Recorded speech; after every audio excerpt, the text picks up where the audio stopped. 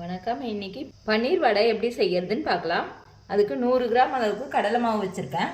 2 teaspoon அளவுக்கு அரிசி மாவு, 50 கிராம் அளவுக்கு பன்னீர், கொஞ்சமாக கருவேப்பிலை பொடியாக கட் பண்ணி வச்சுருக்கேன், 2 பச்சை மிளகாய் பொடியாக கட் பண்ணது, ஒரு பெரிய வெங்காயம் பொடியாக கட் பண்ணது, 1/4 டீஸ்பூன் அளவுக்கு மிளகாய் தூள்.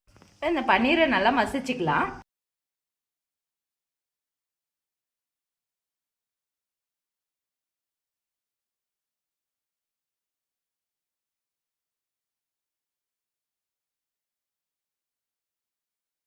கால் டீஸ்பூன் அளவுக்கு சால்ட்டு சேர்த்துக்கிறேன். இது எல்லாத்தையும் நல்லா ஃபர்ஸ்ட் கலந்துக்கலாம்.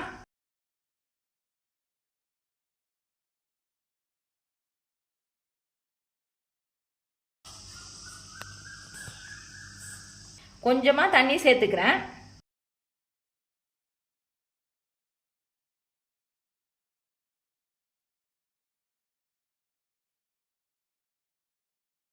அதிகமாக தண்ணி சேர்த்துறாதீங்க. நான் 2 டீஸ்பூன் அளவுக்கு தான் தண்ணி சேர்த்துருக்கேன். வெங்காயத்தில் ஈரப்பதம் இருக்கிறதுனால உங்களுக்கு கரெக்டாக இருக்கும். இப்போ சின்ன சின்ன உருண்டையாக எடுத்து வடை தட்டி போட்டுக்கலாம்.